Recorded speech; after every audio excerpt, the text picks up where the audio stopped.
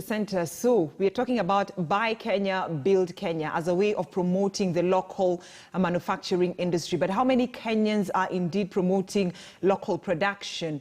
So far, we have seen President Uhuru Kenyatta amongst some of the top Kenyans in the country who have been promoting the production of local product by some of the shirts that he has been wearing. And so that is why this morning we want to talk about Buy Kenya, Build Kenya. So the government gave a directive that 40% of products to be bought by different government offices have to be locally manufactured. Are they doing so? And what measures have been put in place to protect the manufacturers? So to have this conversation with us this morning here on a KTN News Center, I have two gentlemen. So let me introduce you to them. So first we have Sekar Ramamothi, who is Ramamothi. He is the managing director of PZ Cussons East Africa and Ghana. He is a key focus being growth for Kenya and the export markets by building brands and customers. Now, he joined the PZ Cussons group in June 2000 in Lagos, Nigeria. Sekar has held various senior roles in PZ Cussons Nigeria, East Africa and India in commercial and supply chain functions for over 13 years. Now, he has a Bachelor of Engineering, First Class Mechanical. Sekar's success has been built on a significant contribution through his leadership, hard work and dedication that has been instrumental to the growth of all the businesses he has been associated with, has a passion for development of talent and customers.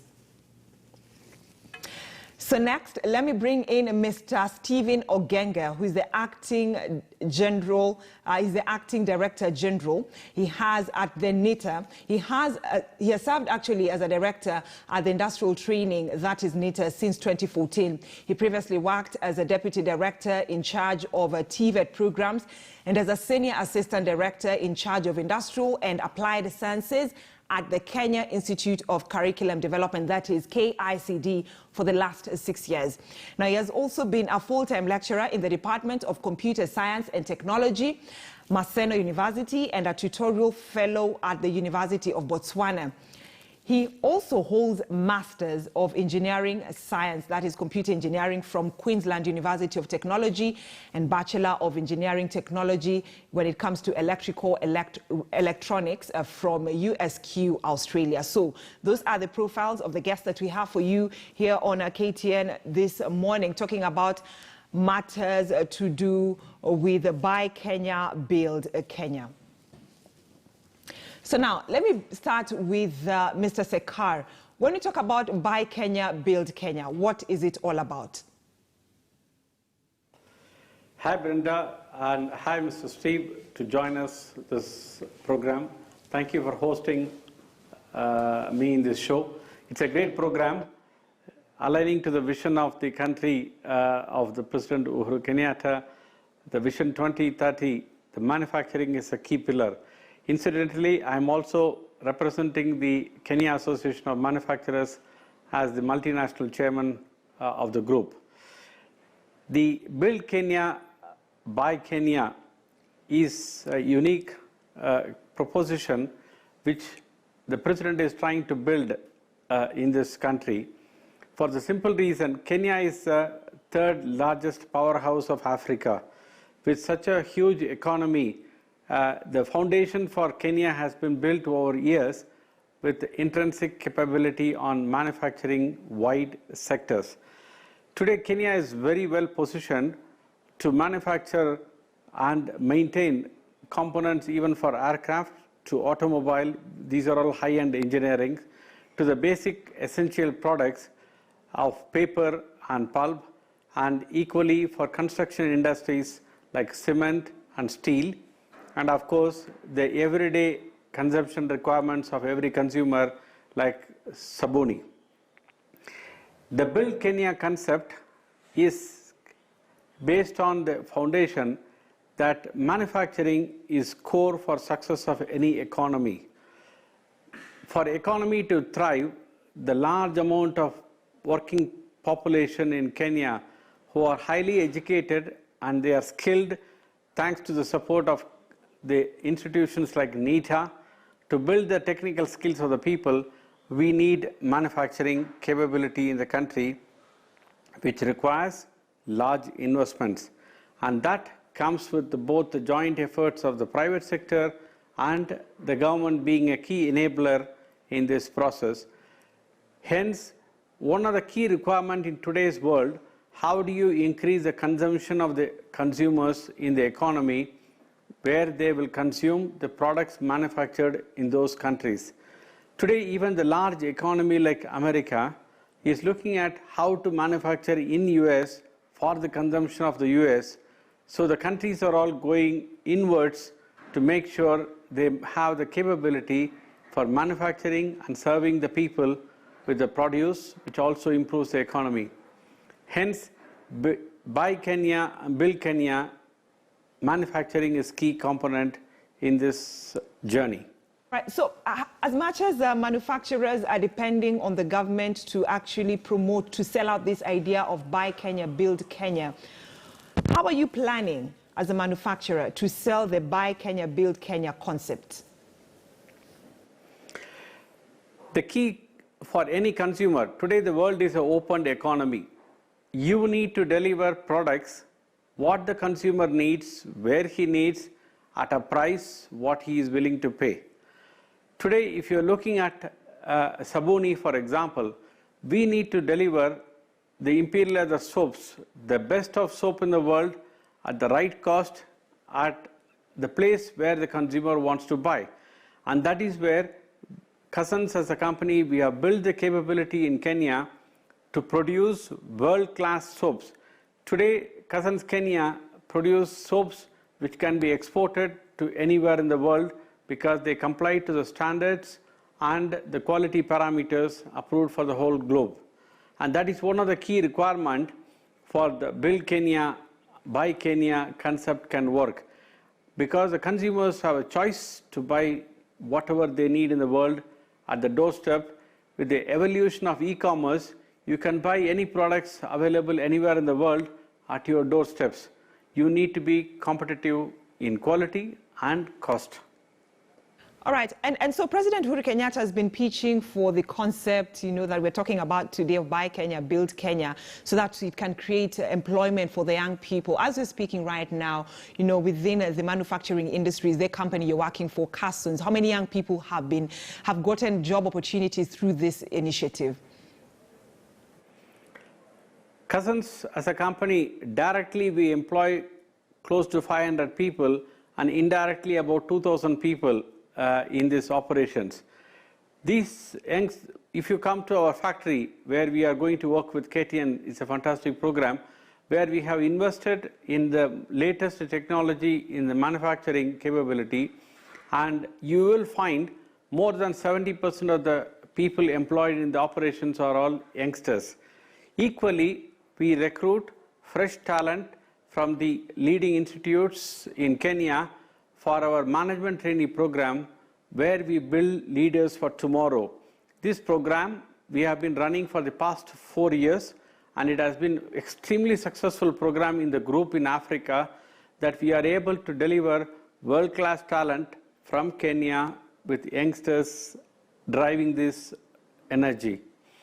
Equally, we have been working with the NITA in terms of the social corporate responsibility program, wherein the beauty technicians coming out from various colleges under a program called Venus Nyualeni Mali, where you can prosper through hair.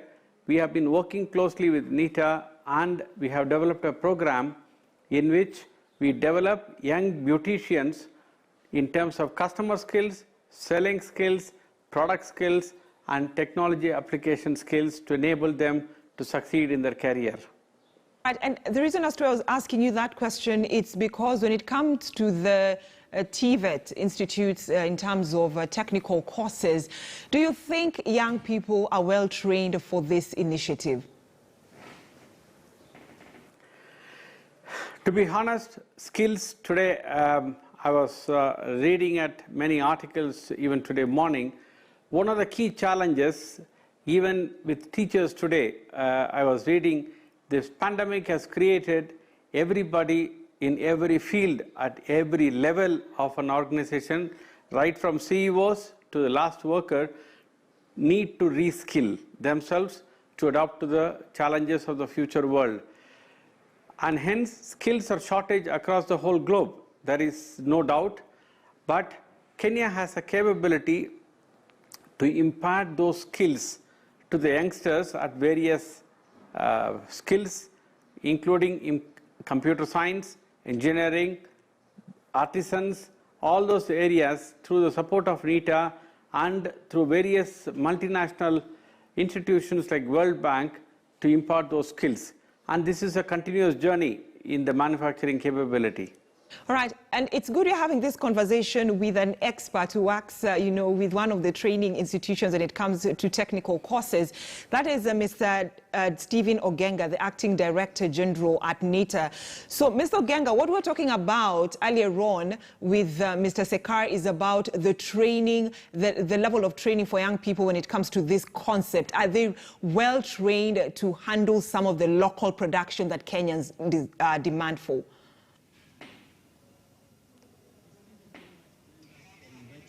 To this key thematic area, and I want to say from the onset that we completely align ourselves to the President's initiative on Build Kenya, Buy Kenya, Build Kenya.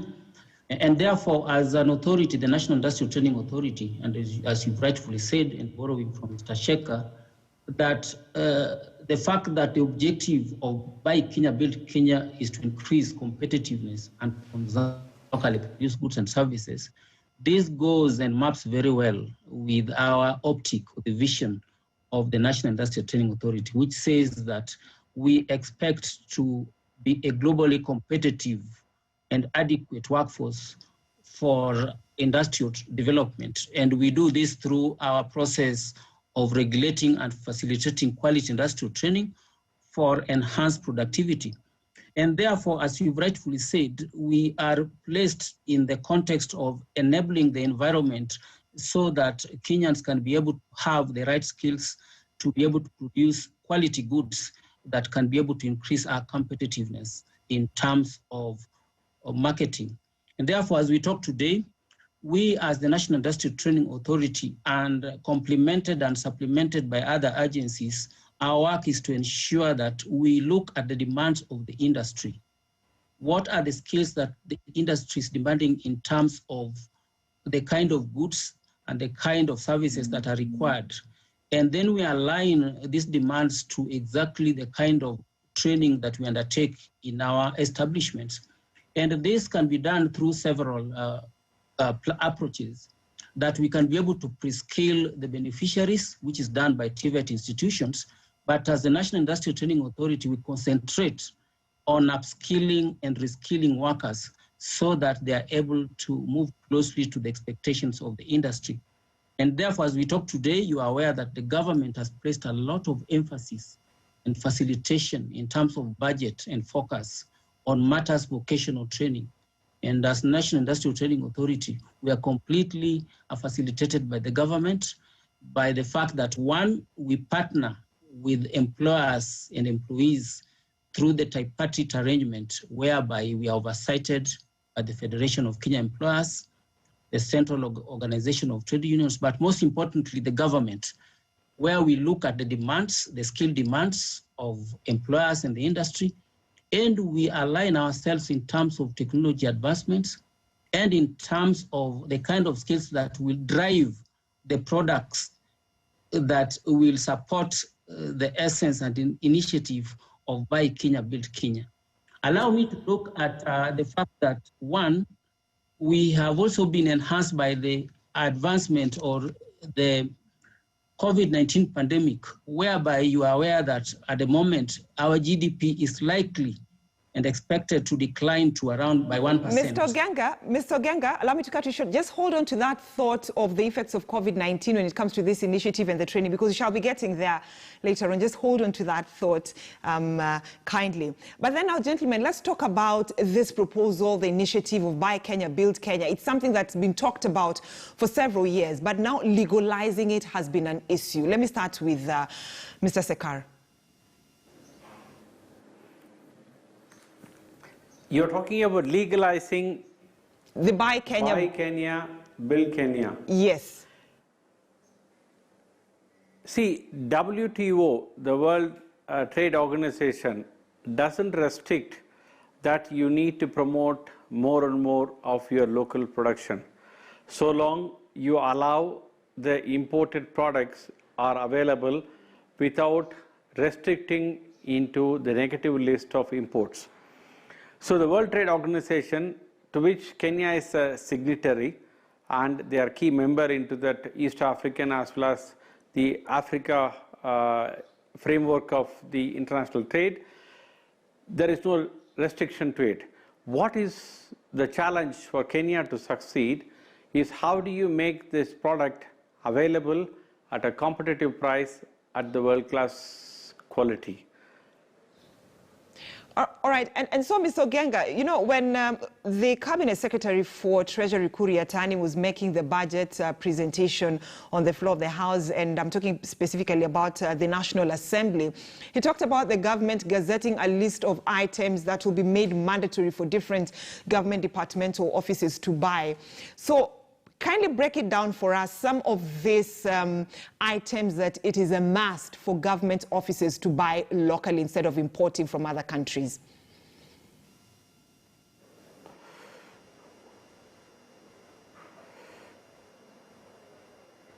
Mr. Ogenga, kindly unmute your mic. Yes, thank you very much, Brenda, for that aspect. We are aware that the Cabinet Secretary, Honorable Kuriatani, gazetted a number of preferential items that are required to be facilitated locally for the purposes of agencies and for the purposes of local consumption of goods. And then if you look at that list in terms of procurement range, they look at office products like furniture, looking at furniture. And you saw that the president was very categorical when recently he was able to cite local production of from the informal sector. So apart from local furniture that we can be able to procure locally, we're also looking at the matters containment of COVID-19. And we are looking at production of sanitizers, production of PPEs, and other goods, especially in the food security sector, where we are almost sure of local production and consumption of agricultural products for the purpose of food security. So that list is quite comprehensive, not less than 200 goods. And we are looking at matters manufacturing, local goods that are coming mainly from the informal sector. If you look at the area of textile and apparels, the president was very categorical. And in that list, we can see very clearly that there was a deliberate effort to support the informal sector to ensure that they're able to supply like face masks and other goods that we felt were actually being cut down from importation from other countries. So the list is quite extensive, but more importantly is that the engagement of our youth to be able to support the production of these local goods, more so in the areas of machinery, electrical machinery and equipment, which was forming the second topmost products that we normally import. But more importantly, also we are going into the animal and vegetable fats and oils. That is also forming about 4% of what we normally import. So that range of products and services, about 200 of them, form a key consortium of the kind of goods that we're looking at to be able to support local manufacturers as part of the preference and reservations of Buy Kenya, Build Kenya strategy. All right, and Mr. Sekar, let me bring you into this conversation. It's good we're talking about the government promoting this proposal, this initiative, legalizing, gazetting a list of items that are supposed to be a must for government departmental committees to buy. But of a major concern to the SMEs and also manufacturers like you is the VAT that has been put on the locally produced items here in the country. Certainly, Brenda, the country's economy thrives on tax. If the government is spending money for Buy Kenya and Build Kenya, the money has to come from somewhere. And that money for Kenya primarily comes from VAT. More than 40% of the country's revenue comes from VAT. And VAT is a common across the whole globe. The president has made a good effort in terms of reducing this VAT from 16% to 14% in the recent challenging time of Corona.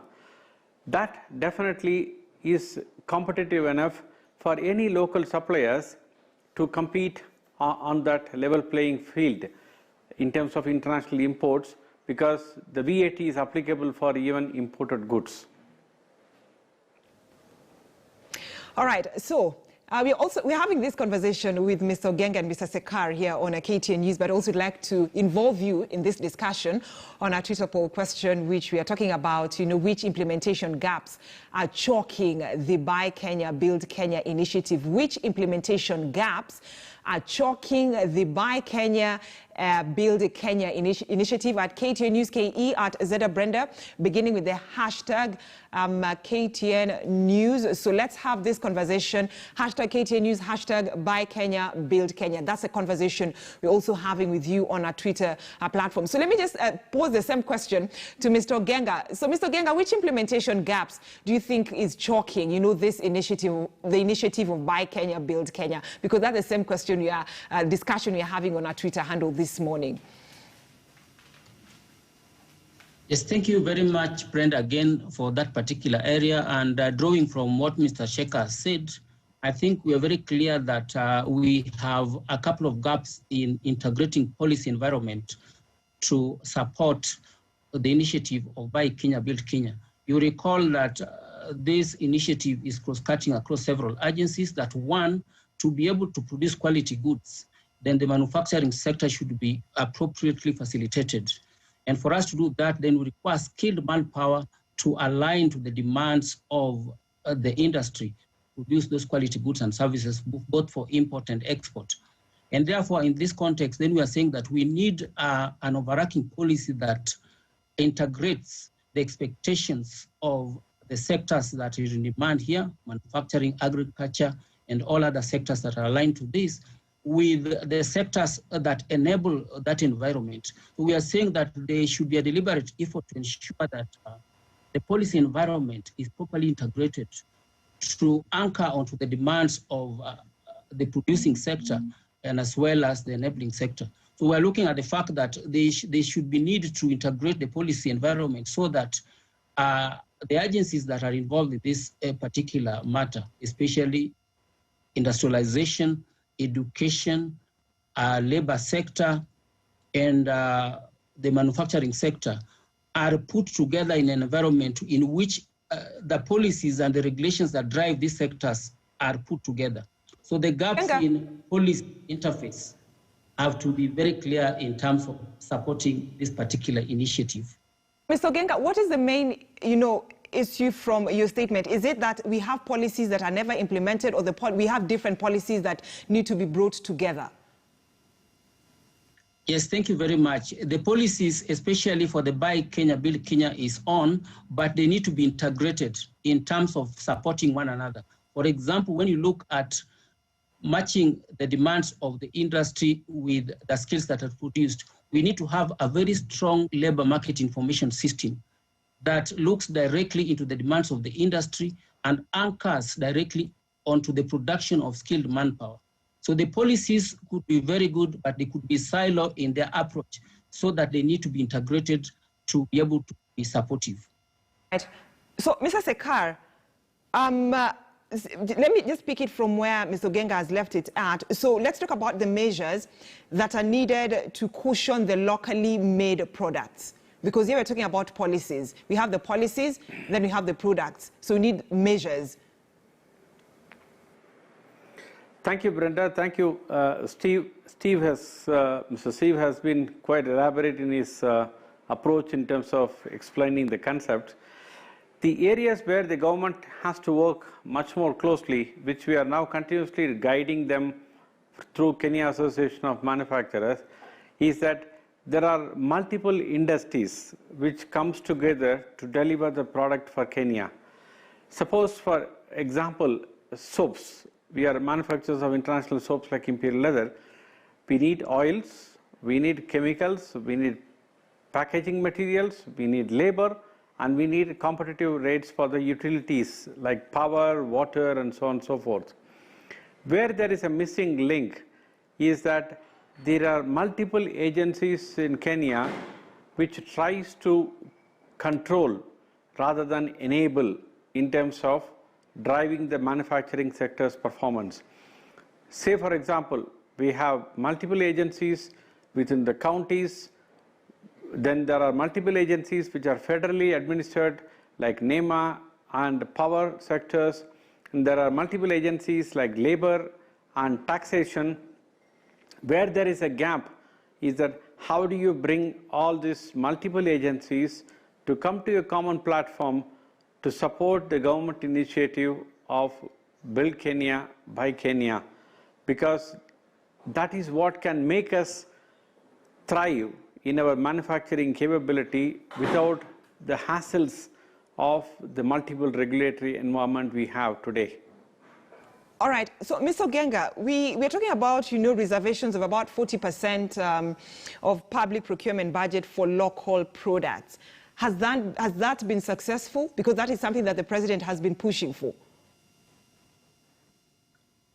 Yes, thank you very much, Brenda. Again, the reservation of 40% of public procurement budget for local goods and services has been implemented to a large extent very successfully, because you recall that for government agencies, there's a requirement in the performance contract to be able to achieve a target that is on the matter of 40% public procurement budget for local goods and services. That is Buy Kenya, Build Kenya. What we are talking about here is that for us to effectively enforce this directive, then you look at the requirement that, for example, 30% of procurement budgets of the government agencies should be set aside for what we call AGPO. Means that we are setting aside facilitation of citizenry who fall under AGPO for 30%. And when you look at this achievement, then in terms of performance contracts and targets, then it has been largely been achieved. But more importantly, there's need, for example, to create a database in partnership with private sector for all goods and services produced locally, so that this has already been accomplished to a large extent, because with the gazettement of the various goods and services reserved for local suppliers, then this will be able to ensure that we comply with the requirement that at least 40% of that procurement budget is aligned to this initiative of reservation. But like I said earlier, Brenda, we are looking at the fact that we still need to align our strategies within the policies to be able to work together so that we are able to achieve this reservation of 40%. All right. And, when you talk about 40% of the products being local, being bought locally, so that leaves 60%, for, Kenyans to import, and also government offices or officials working within the government departments to also import different products. So, Mr. Sekara, don't you think this will be a killer to companies that rely on imports? Thank you, Brenda. We need to see the larger context in today's global environment. Every country has intrinsic capability to manufacture certain products in the most cost-efficient way to meet the international standards. And there are industries which the government is today looking at it, including automobile. In Kenya Association of Manufacturers Support and the government initiative with the CS for Industry and Trade, Madam Betty Maina, is that we are trying to build even automobile sector for the East African market. Automobile is a very demanding sector in terms of precision component engineering, because it involves safety and well-being of the people who drive the vehicle. In that sector also, the government has made enabling framework through which we will remain competitive and at the same time import a few requirements to assemble a good automobile vehicle which the consumers of Kenya can drive on the roads of the beautiful country. All right. So now, gentlemen, let's shift our focus. Okay, just... It's okay, yeah. Mr. Sekara. Hence, the 60%, 40%, 60%, 40% is a very ambitious, at the same time, achievable target, you can never be 100% reliant in the world today. Even the great economy, China, which is now supporting products for the whole world, still depends more than 50 to 60% of the products to come from the rest of the world to manufacture in China. So today the supply chain is an integrated global supply chain in which you need to look at value addition, what can be done in every country. All right, so according to you, the government should have left this open, not giving a certain percentage for locally manufactured products and the other 60% for internationally manufactured products. Correct. I'm not saying that the government should be left open-ended, because we need to give them some guiding factors to enable and support the local manufacturing industry, because today, even Kenya, with all the capabilities, we are not price competitive in many sectors, what we manufacture locally, because of availability of raw materials, because of availability of infrastructure, and the scale in which we can manufacture today in this country. For example, sabuni, soaps, what we manufacture today, Imperial Leather soap, the global capacity is 100,000 tons per year of manufacturing capability, whereas the whole Kenya's requirement is less than 10,000 tons per year. With that huge gap, we can never remain price competitive to the rest of the world like Malaysia or Indonesia. Hence, government has to be providing an enabling framework with guiding principles that what you can source locally and what you can allow to be imported. In fact, you brought a very good idea, discussion here, because I was about to ask Ms. Ogenga that same question, the availability of raw material. Yes, thank you very much, Brenda. Again, as has been already discussed by Engineer Theka, obviously there are certain sectors that will not be facilitated by availability of raw materials. For example, when you look at what we import currently, that in the year 2019, we're looking at importing to the tune of 19% mineral fuels and oils. But you're also aware that we are also, in terms of primary goods, we are in the context of exploring for oil and producing raw materials in the oil sector, especially in Tulo and Turkana. So we are saying that there are certain areas that are actually will be lacking in terms of raw materials. But in the agricultural sector, I think we are endowed with the proper agricultural sector in terms of farmers and farming. And those inputs then can inform the fact that for the purposes of food security, in terms of local goods, then we are good to go. All right. But there are other areas, especially in the core industrial sector, especially machinery and others, that we need to be able to import raw materials for the purposes of, and that is why, for example, in the motor vehicle assembly sector, we are still in the assembling kind of industrial production, because we are not able to be too cost effective, not be cost effective to be able to have materials that will be used to generate the parts that will be produced for the purposes of assembly. So we can easily say that there are certain areas, especially in the manufacturing sector, that we still lack raw materials for the purposes of producing for local goods and materials. And for example, in the sector of goods which are utilizing the steel sector, locally we can only, for example, reutilize or regenerate the production of the steel materials from the raw materials that we collect from the informal sector. But generally, in terms of the products that service the assembly sector, we are able to import the same. When we go into the cereal sector again and plastics, I think we are also saying that we still import, but a lower percentage, around 4 to 5%. Right. And therefore, we are saying that that sector is not highly affected in terms of the raw material. All right. So now, gentlemen, before we talk about the quality and the affordability of the Buy Kenya, Build Kenya products, now I want us to have a look at something different. You know, the government has embarked on an ambitious Buy Kenya, Build Kenya initiative that seeks to encourage Kenyans to purchase locally manufactured products. Now, the better part of the year has seen President Uhuru Kenyatta wow Kenyans with his selection of outfits famously known as Vitenge. You've seen him wear that, actually. So now, our reporter George Maringa with Uhuru's Vitenge moments. Under the Big Four plan, we will support farmers to plant cotton, which we will guarantee to buy. We have revived Rivertex and are in the process of reviving other textile plants. Manufacturing is about believing that we as Kenyans can be competitive and ambitious enough to make products that are as good as any other in the world. That was President Uhuru Kenyatta on Jamhuri Day of 2017, where he also urged Kenyans to embrace locally made products.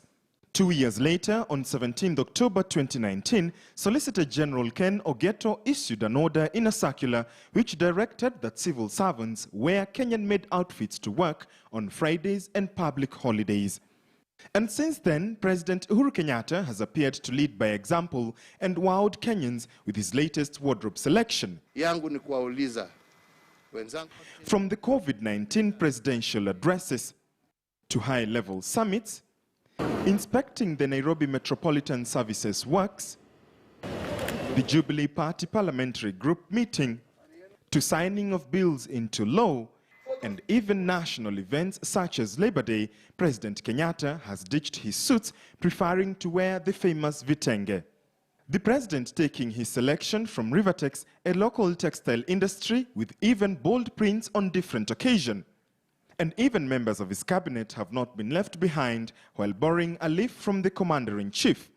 The Buy Kenya, Build Kenya strategy is an initiative driven by an overriding objective to encourage the consumption of locally produced goods and services.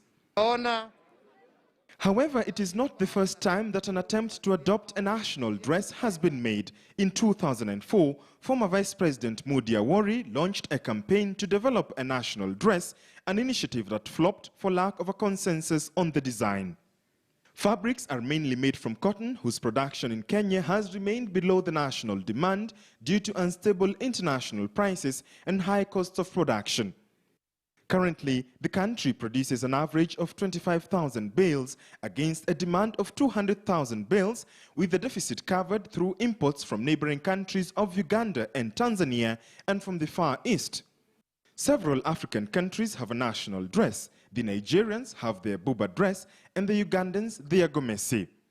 The success of manufacturing, which is part of the Big Four agenda, will largely depend on support from Kenyans if inspiration from the president is anything to go by. Reviving the manufacturing sector, specifically the textile industry, will have a ripple-down effect to key players including tailors, designers and suppliers. George Maringa, KTN News.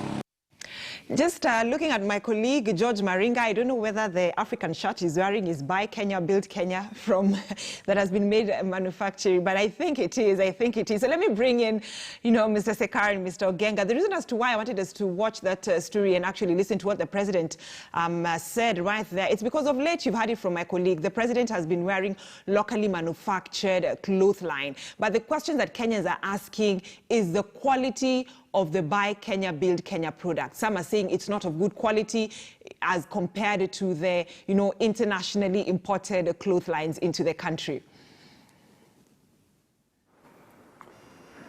Thank you, Brenda. It is very interesting, the President's initiative of wearing the proudly African series of beautiful designs manufactured in Kenya by the Kenyan artisans and the architects and the designers. The classic series, what he is wearing is absolutely brilliant.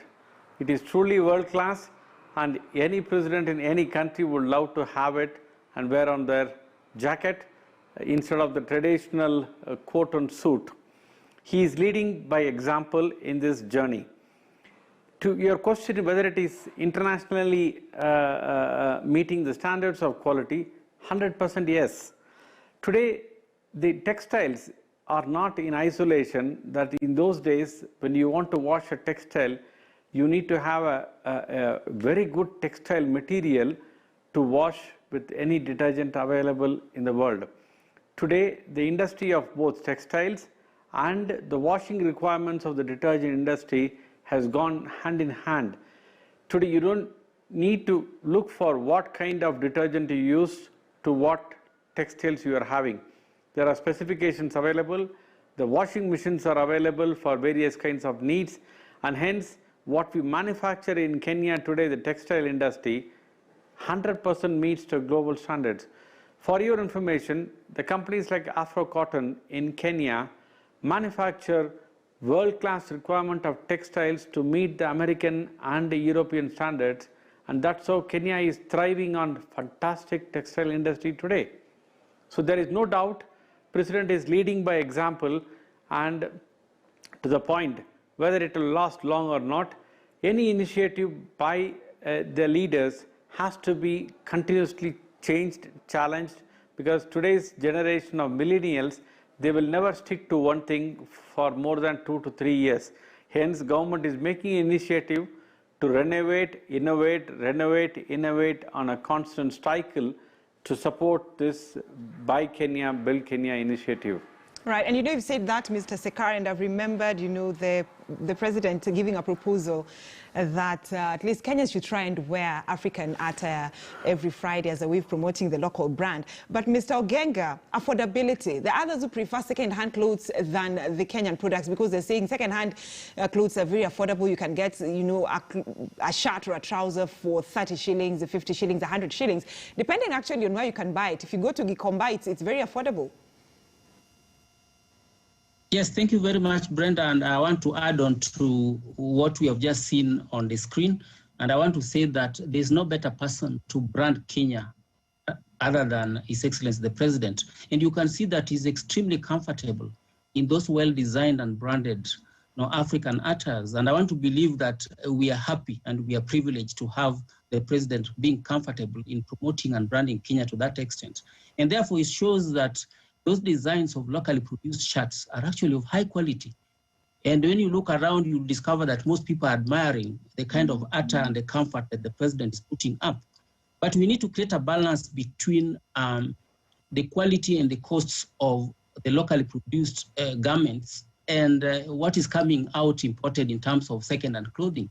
And therefore, there's a class of Kenyans who still prefer that because of affordability of the second-hand clothes, and that is why the government is still opening up that market for the purposes of sustaining the informal sector in terms of the supply of those imported second-hand clothes.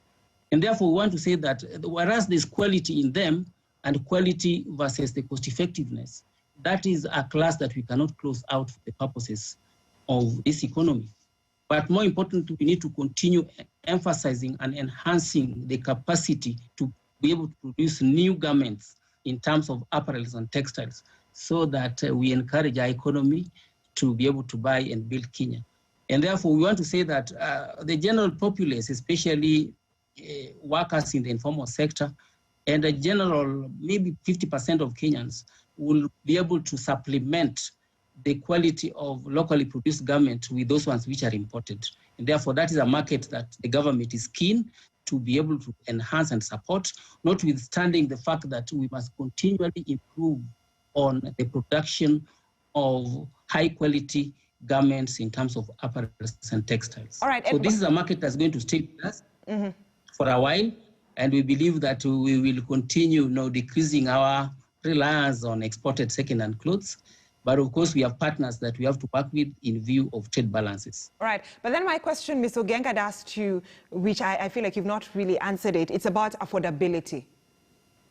How affordable are the local manufactured products? Thank you, Brenda. They are competitive in terms of pricing because when you look at what is normally available in the second-hand clothing, they are, to a large extent, much cheaper than the locally produced garments. And therefore, we can say that there's a small variance between what is imported in terms of second-hand clothing, which are, to a large extent, cheaper, and sometimes gives a variable range of designs compared to what is manufactured locally. All right. Sekar, there's something I wanted to say because I'd asked about affordability. Because I mean, absolutely. Yeah, because yes. I mean, for a Kenyan, someone would look at the president's cloth line and they'll be like, probably the president bought it at about 3,000, 2,000, and someone is looking at it like, if I go to a local market, you know, at Gikomba, I can even get it at an affordable price. So, absolutely, Brenda, nice view what you expressed. We need to segmentize the market into consumer needs. Kenya has a population of 50 million people. Which segment of the population we can build this capability to serve Kenya in terms of buy Kenya, build Kenya concept? If this message of textile industry, what you're talking about it, if we can develop a good quality material at an affordable level, even to the 40% of the population of Kenya, which is the top A, B, C segment of the population, then you are serving the country in terms of the capability. Because to meet the requirement at the lowest cost level, you need to have world-class capacity utilization. Millions of tons of textile has to be manufactured. So we will never be able to satisfy any segment in isolation. Hence, what I'm saying, affordability is a dimension we need to look at it in the context of which consumer segment you wanted to attack. Like Sabuni, for example, we manufacture in this country Sabuni from Mashnani, that is the economically weaker section, to the most affluent sections of the society. But still, there is a segment of the population which loves to use only the imported Sabuni, which comes under the super premium category. Whereas in the case of textiles, it can be other way around, that you start from the top end to the middle end of the consumers, that you can manufacture those clothes in this country and serve this country under the Build Kenya, Buy Kenya initiative. So it's a dimension in which you are looking at affordability. All right. So, but Mr. Sekar, before I bring in Mr. Ogianga, you brought in something really important. It's about, yes, we've talked about affordability, and you're also talking about the products that are imported and the ones that are produced locally in terms of marketing. So let's talk about branding your product for the market to tell Kenyans, as much as you're depending on the imports when it comes to soap, when it comes to food, when it comes to clothing, what you're manufacturing also locally is of good quality as of the imported products. Good question, Brenda. Country like Kenya, we have a fantastic capability in terms of Kenya Bureau of Standards, which has developed standards to meet the consumers' needs of the country, as well as aligning to the East African standards. Now we are talking about African standards, and it's also integrated to the global standards. So in the aspect of quality, even during this pandemic time, when they wanted to manufacture masks, when they wanted to manufacture sanitizers, Kenya Bureau of Standards acted in much swift manner in less than 48 hours and 96 hours, developing standards where there was not available to make sure the manufacturing capability meets the international and local standards. So there is no doubt Kenya has the capability to manufacture products to meet the consumer needs at affordable price. When it comes to price and marketing, you asked a fantastic question. All the retailers in Kenya are today proudly wanting to support the local manufacturers in foods, because Kenya is a powerhouse of food manufacturing and exports. Today, Kenya's pineapple is exported even to the American market, European market. Kenyan coffee and tea is being exported. Finished products are being exported to Europe, America, US, and China and the Asian countries. So the Kenyan capability on manufacturing today can meet the international standards. And hence, I have no doubt the marketing capability exists in this country to sell these products both locally as well as internationally at competitive price, meeting to the fantastic standards of quality. All right.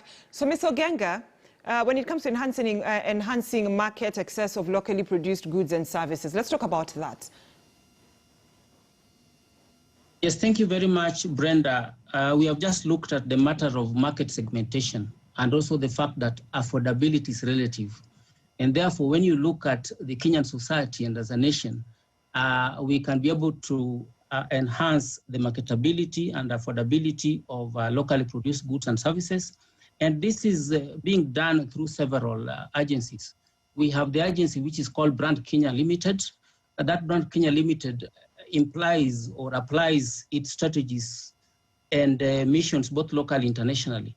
And therefore, we are saying that using such platforms and agencies, and more so in terms of sensitization of the general public, we are able to ensure that with compliance to certain requirements, including the fact that agencies are required to comply with the 40% procurement of local goods and services. That is already enough to be able to impact on the marketing of local goods and services. But over and above that, of course, we need to be able to sensitize the general populace that the quality of what is produced locally, especially more in the textile subsector, should be able to satisfy the demands of our citizenry in terms of that breakdown of economy of the citizenry. Therefore, to enhance marketability and affordability of the same, it requires a consultative effort across all sectors to ensure that this initiative is supported to be able to be sustainable in view of supporting Buy Kenya, Build Kenya initiative. And therefore, the marketing structure in terms of the platform is a collective effort across the media, across the fourth estate, across agencies, and agencies is cross-cutting, so that even us as people who are enabling skills development are able to say that for this particular market of goods, for this particular brand of goods, these are the beneficiaries that can be able to promote the utilization of the same. So we are looking at a cross-cutting element of sustainability across all players so that we are able to enhance the marketability of locally produced goods. All right. So, Mr. Sekar, so how do you do promotion when it comes to competitiveness and consumption of local products and services? Because competition is stiff as we speak right now. Thank you, Brenda. What we do is, first of all, understand the consumer needs. What does the consumer needs in terms of particular category of product and at what price the consumer is looking at it.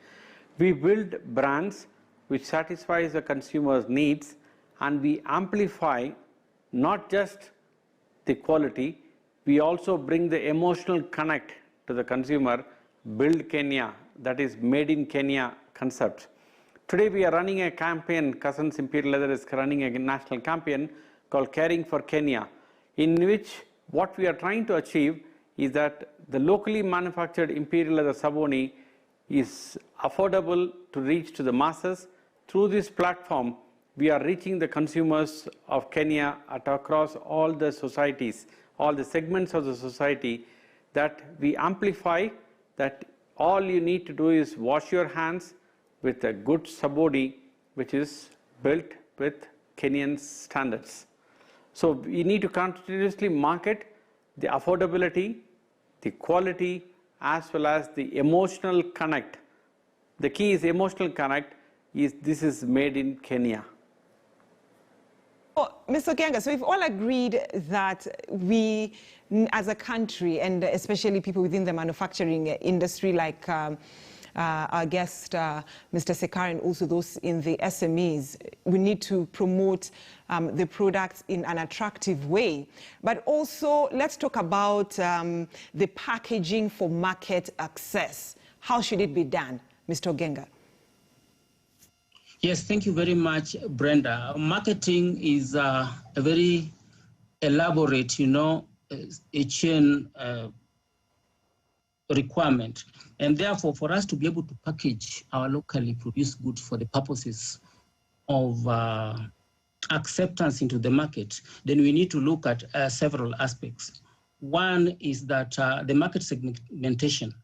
There are the high-end markets which require that the same good can be packaged in such a way that it directly anchors to the pricing that will be acceptable to that segmentation of the market. And those markets, segmentations of markets are appropriated against their capacity to be able to absorb or consume the goods.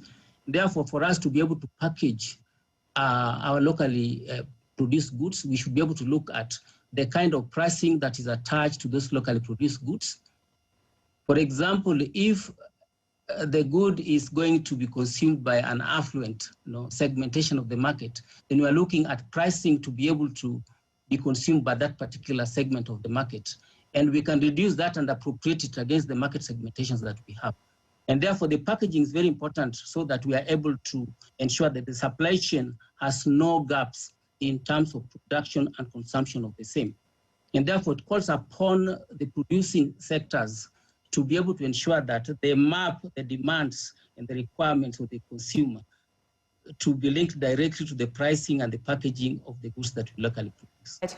So and therefore, the packaging is actually a factor of the kind of pricing, the kind of marketing, the kind of demands that our population requires for the purposes of consumption. All right, so Mr. Sekara, it's good you're here because, I mean, customs deal with a lot of marketing and branding and packaging. So kindly explain to us the difference between packaging for market access and also branding for market access. Packaging for market access and branding for market access. So thank you, Brenda. First of all, market access is affordable in every East African market where we have harmonized standards which complies to East African standards. That is the first requirement for market access for branded products.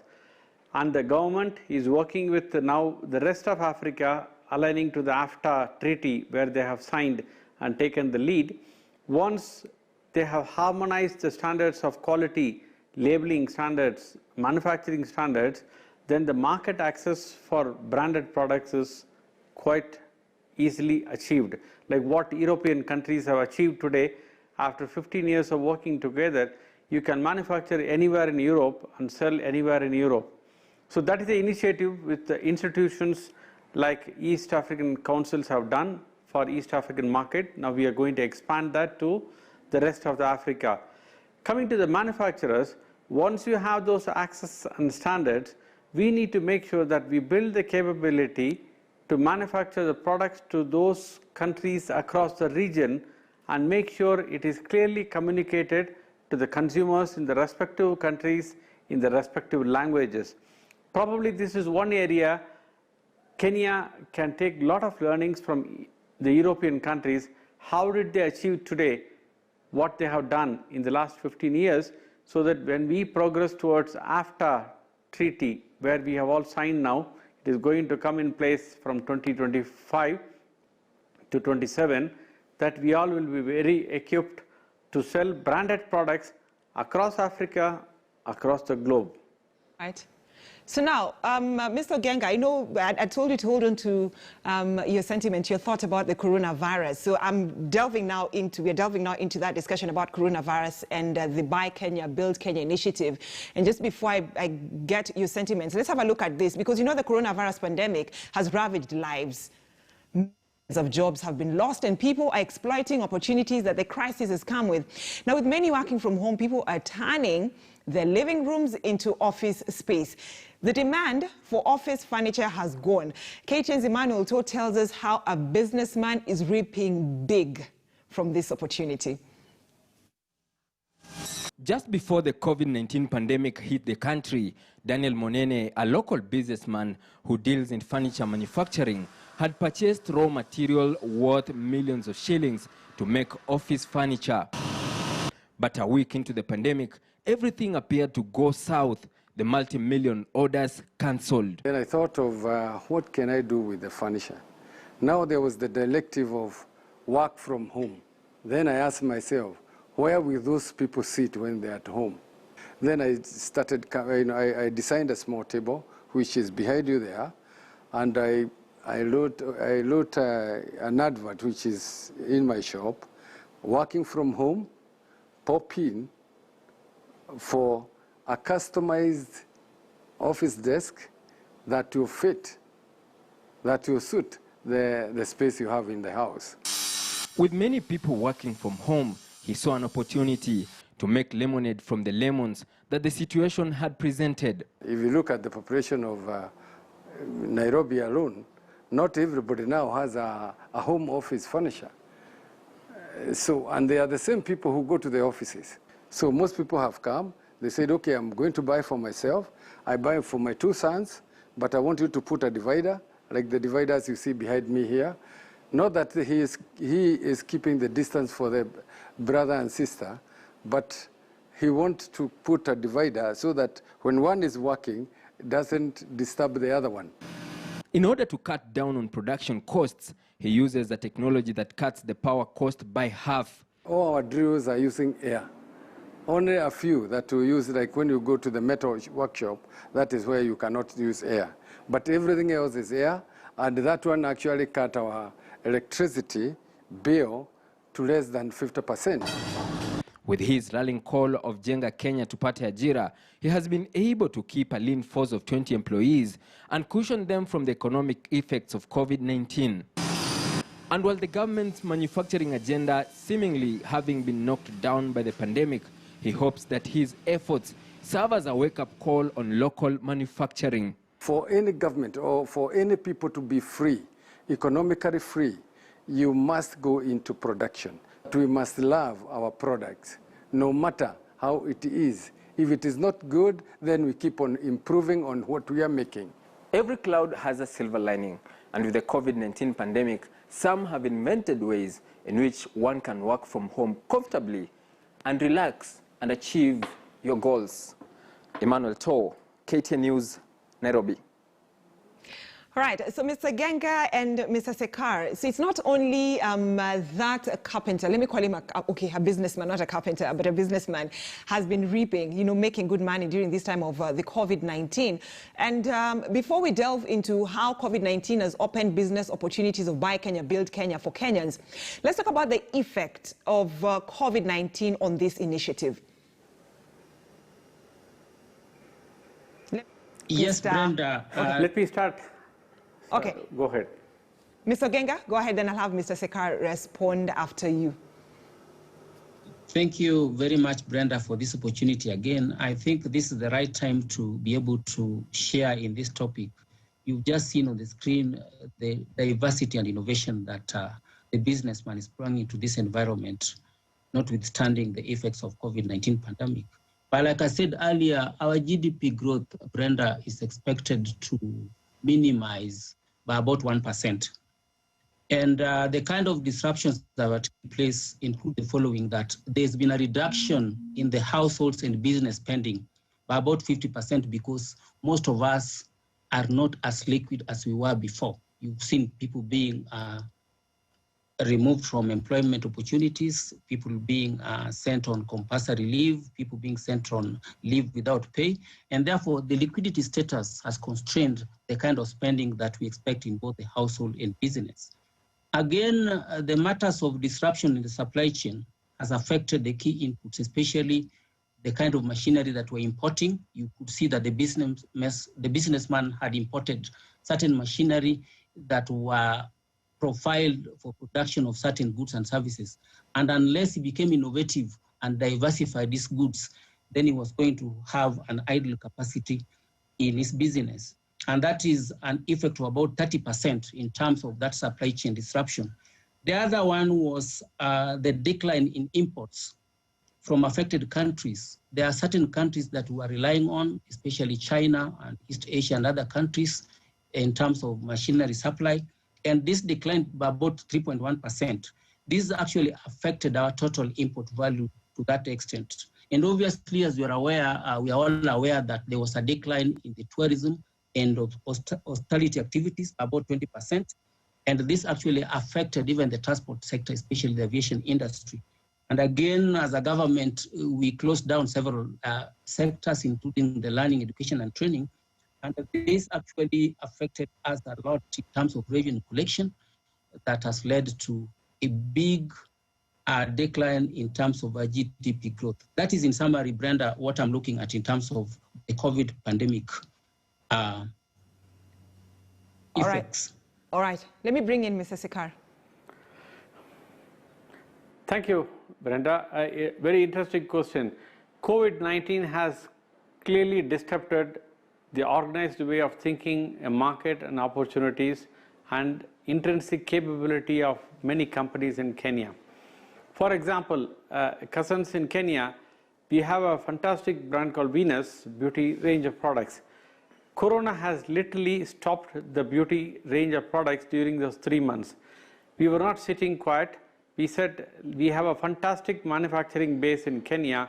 How do we bring international brands like Carex, where we are #1 in UK in sanitizers and hand wash?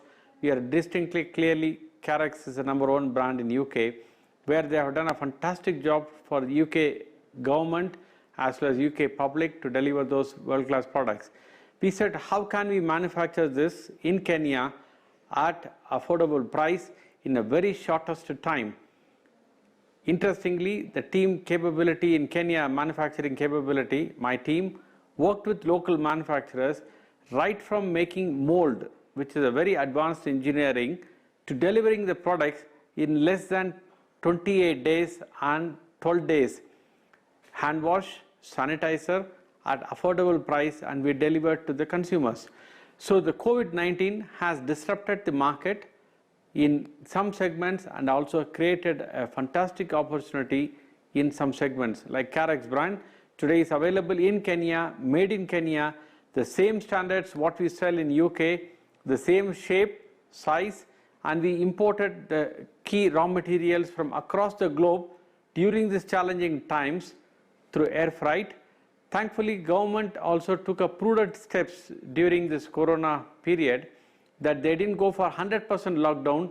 They enabled the manufacturers with basic infrastructure and guidance and health parameters and health sectors to support us in manufacturing in these challenging times. And that enabled us to meet the requirements of the consumers of those segments. So, of course, corona has challenged many segments in terms of labor market, like construction industry. They had a huge impact in terms of downsizing, whereas manufacturing sectors like ours, we employed additional people during this period to make sure that we meet the demand of the market. Right. So, Mr. Ogenga, did it have to take, this side as part of the health sector, I mean, the virus, to enable the country know that we have people who are capable of manufacturing products that can help the country? Because during this pandemic period, we've seen Kenyans produce sanitizers of good quality. We've seen Kenyans produce, manufacture ventilators. Yes, thank you very much, Brenda. Sometimes dynamics such as these pandemics and epidemics and other natural disasters allow the economy to be able to be very innovative and diversified.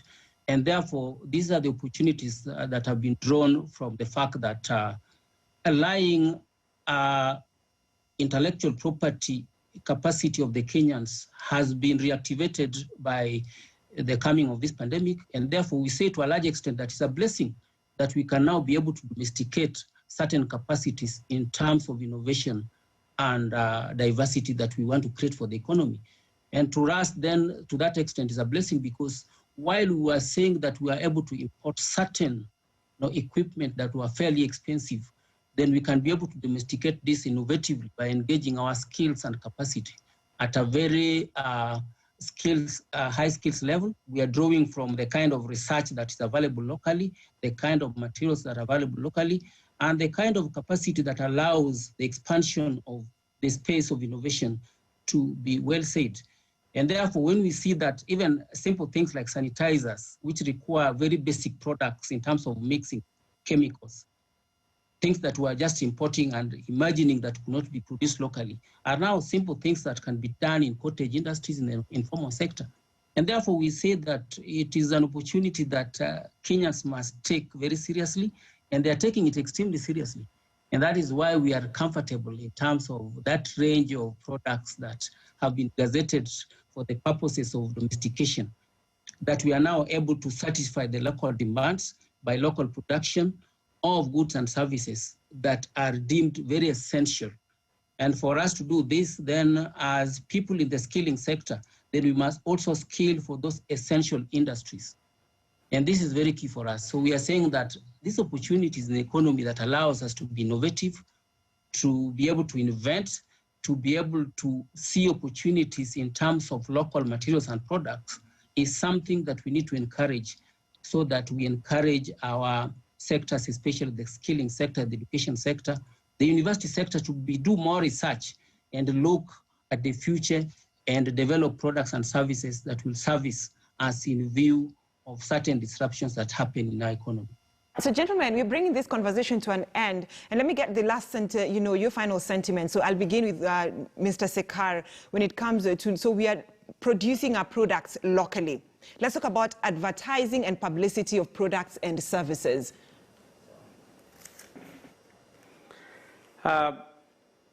Finally, to reach the consumers, you need to make the public and the consumers aware that these products are available in the country and available at the nearest point of purchase, like the retail supermarkets.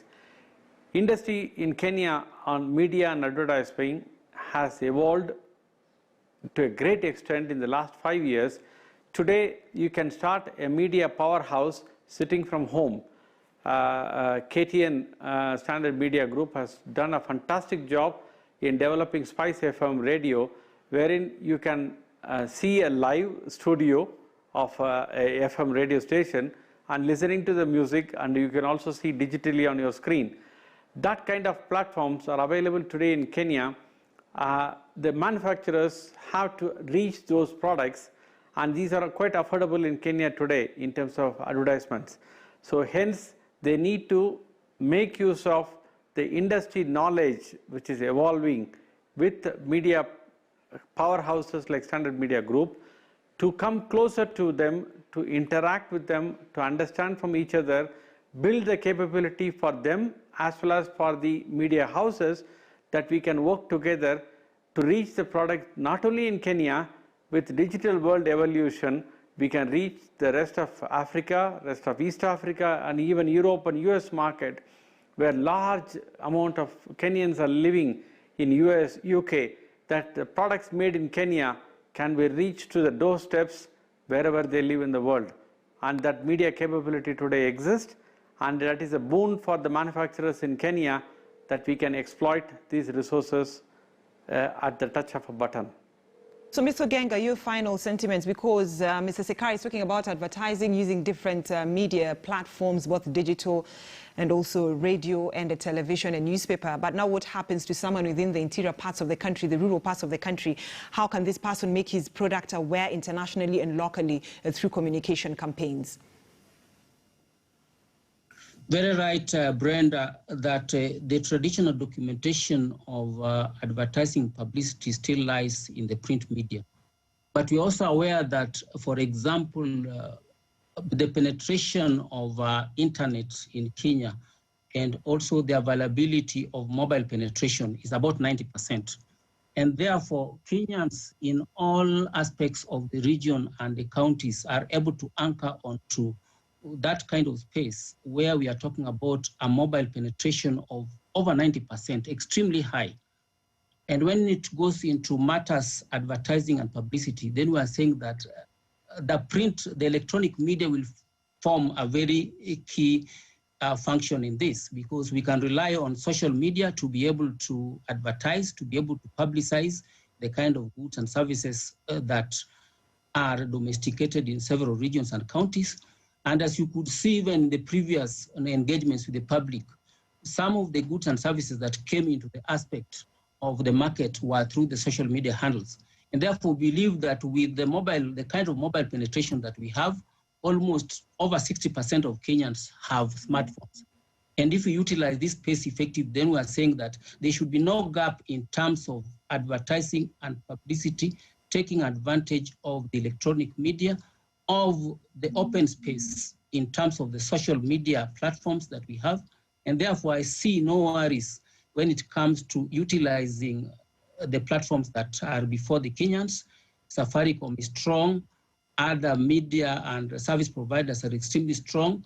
And where there are gaps in terms of penetration, then each of those service providers ride on the gaps to allow the kind of communication that will enable both advertising and publicity to generate interest in the goods and services that we locally produce. I believe that utilization of this will be able to drive that kind of environment for the purposes of consumption of local goods regionally and internationally. All right, gentlemen, thank you so much. So I leave us with a challenge, gentlemen, including me, that on Friday, let's try and do Buy Kenya, Build Kenya in terms of our cloth line. Mr. Sekar and Mr. Ogenga, we can take that challenge, I hope so. Certainly. All right. Certainly we are in the challenge and we will drive the agenda, Brenda. All right, thank you so much, Stephen Ogenga, Mr. Stephen Ogenga, the Acting Director General at NITA, and also Mr. Sekar Ramamothi, who is the Managing Director at PZ Customs Kenya and Ghana, talking to us about Buy Kenya, Build Kenya. Brings us to the end of this conversation, so I pave way for my colleague Grace Kuria, who's up next with the KTN News Desk. My name is Brenda Zedara. I see you again tomorrow, but not same time. I'll see you at 9 a.m. to 10:30 for News Center. God bless.